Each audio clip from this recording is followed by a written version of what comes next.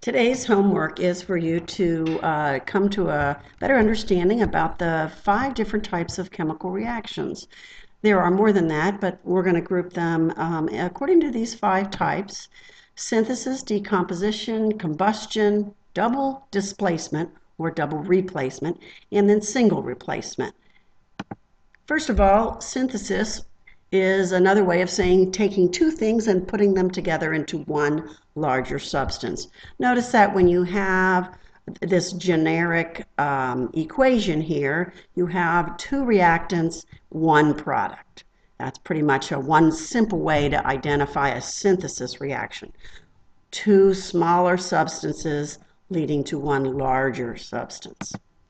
4 examples here are shown. Notice that on the left-hand side of the equation, there are 2 reactants. There could be 3 reactants, but on the product side, in each case for a synthesis, you see one product. So 2 or more reactants giving you one product is one simple way to recognize a synthesis reaction. And of course, the reverse of synthesis is simply decomposition. Take any synthesis reaction and write it backwards, and you will have a decomposition reaction.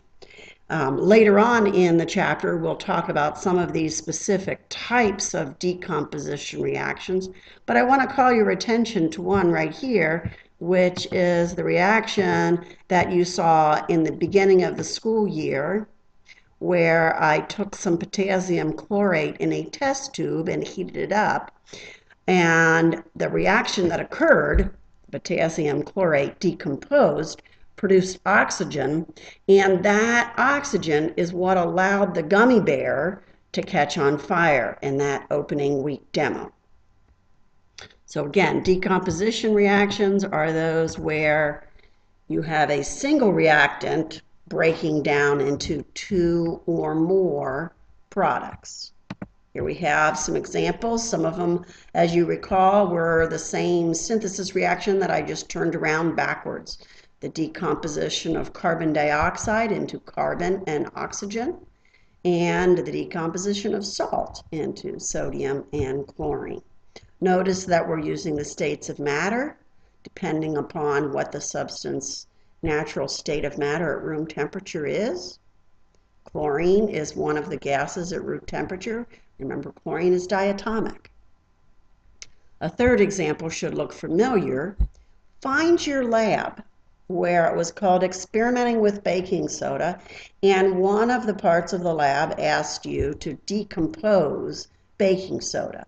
If you recall, we put it in a test tube, we heated it up, we saw water vapor forming at the top of the test tube, and then we kept on heating it until the water vapor was gone. This lab, we were trying to figure out the percent mass lost, the percent of CO2 and water given off when we decomposed one substance into, in this case, 3 products. So another example of a decomposition, one reactant producing 2 or more products. The third type of reaction should be familiar to you: combustion. Combustion, another word for combustion is burning. Sometimes burning does occur with a flame. For example, when you burn something like propane in a gas grill, or you burn a piece of wood, something like that. In each case, whether you're reacting a compound that contains carbons and hydrogens or some other element, combustion implies reactions with oxygen gas.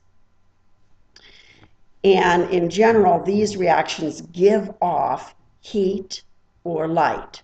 That's when energy is given off. That's called an exothermic reaction. Perhaps you remember that word, exothermic. Exothermic reactions are those that give off heat or energy, light. So in every case for a combustion reaction, we see oxygen on the reactant side. Now notice when we're burning a compound that contains carbons and hydrogens, like you do when you burn the food that you take in, the products of combustion are CO2 and water. So anytime you burn a hydrocarbon, food, fuel, gasoline, etc., you produce carbon dioxide and water, as long as you have plenty of oxygen. Now, are all of these combustion reactions? They were all listed in the synthesis section. So these are all synthesis reactions because they take two reactants and produce one product. But which of these are the combustion reactions? Can you identify them? Remember, what material must be a starting material, a reactant? That substance must be, that's right, oxygen. Oxygen must be present when you have a combustion reaction. So we've got three types so far. We've got synthesis, decomposition, and combustion reactions. The third type of reaction is called double replacement. Now, I don't know if you can tell, but if you have compounds that are ionic, we always put the positive first, remember? Well, if this is an ionic compound, AX, whatever that is, and this is an ionic compound, notice that in this case, the positive ion is going to go with the negative ion on the second compound. Double displacement. And in general, with a double displacement, you have three different possible products formed. A solid, which would be a precipitate, a gas, or some other molecular compound. And for us, that'll usually mean water. So here are three examples of double displacement reactions. In the first case, the precipitate forms. Do you see the precipitate up here? Which one's the precipitate? Yep, that's the solid that forms as a result of the chemical reaction. Notice that the sodium ion combines with the nitrate ion to form this substance. Notice that the lead ion combines with the chlorine to form lead chloride. How did I know that the lead chloride would have a subscript of 2? Well, it goes back to the charge on the lead ions in this case. It goes back to your formula writing.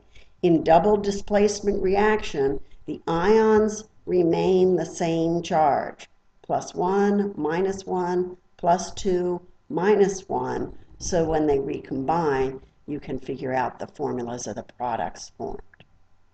So with double displacement, one example is formation of a precipitate.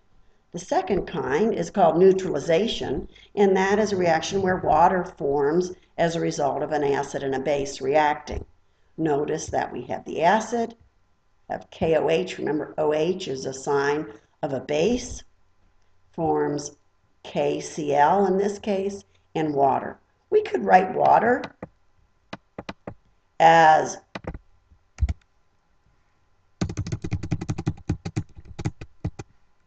HOH if we wanted to. That might help us see the reaction that occurs, okay, where the chlorine goes with the potassium and the hydrogen goes with the OH. We can see that another way of writing water is HOH. The third type of double displacement reaction is where a gas can form. In this case, the sodium combines with the acetate ion. This is just vinegar and baking soda. If you had baking soda dissolved in water plus vinegar, you remember this popular reaction. You put these two things together and you produce bubbles. The bubbles are the carbon dioxide gas coming out of water. So in this case, the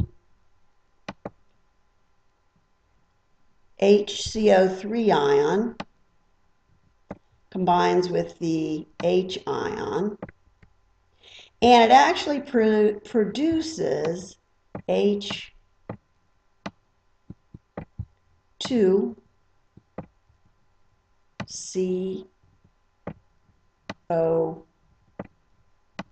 Nice writing there, Mrs. Rose.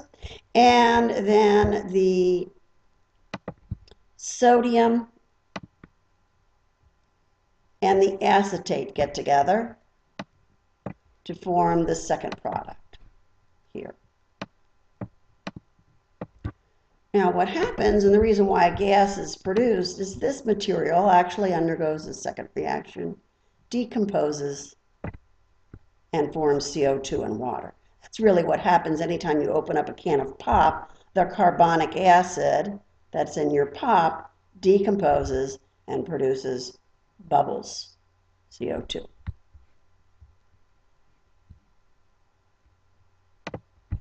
And finally, the last type of reaction is called single displacement.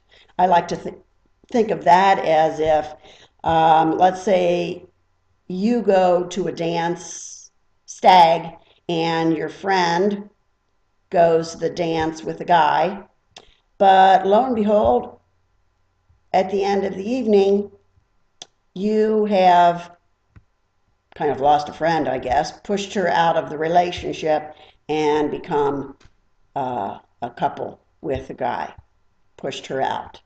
This kind of single displacement is contrasted with double displacement, where two compounds form two new compounds. With single displacement, we have an element plus a compound produces a new compound and a different element. And there are four types. The first one is probably most familiar to you, and that is where a metal displaces hydrogen from water. We did this in the demo where I put a bunch of metals in water in the hood and we watched how they reacted. If you remember, when I put sodium in water, it fizzed around on top. The fizzing was the gas that's formed, and I asked you to predict what that gas was. And then also it formed sodium ion and hydroxide ions, evidenced by the phenolphthalein turning pink. And so this is the product formed. In this case, the sodium metal has pushed the hydrogen away from the water. Notice how again I'm writing water as HOH. The second kind of reaction is where a metal displaces another metal. In this case, aluminum is pushing out the copper, and the copper metal forms, and the aluminum compound, aluminum nitrate, forms. Again, the subscripts here, the 2 after the copper nitrate and the 3 after the aluminum nitrate, go back to formula writing. What is the charge on aluminum? Oh, it's +3. In this case, what was the charge on copper? It was +2. So formula writing here is key to your success in these kind of equation writing. Notice that these equations haven't been balanced. Finally, we have 2 more types of displacement reactions, a metal displacing hydrogen and a halogen displacing halogens. One thing that you should recognize is that in this displacement type of reaction, in every case, a halogen will displace or replace something that is similar to itself, like another halogen. The chlorine would not displace the sodium. Likewise, the magnesium would not displace the chlorine, but it could displace the hydrogen. So to review, things that you should do for homework tonight after completing this podcast is to move through the next series of problems that are shown here on the smartboard page. See if you can make the corrections that are given here. Move through some of these sample problems. Can you correctly identify single displacement, double displacement, combustion, synthesis, decomposition? And then finally, can you answer the following questions, recognizing the different types of reactions?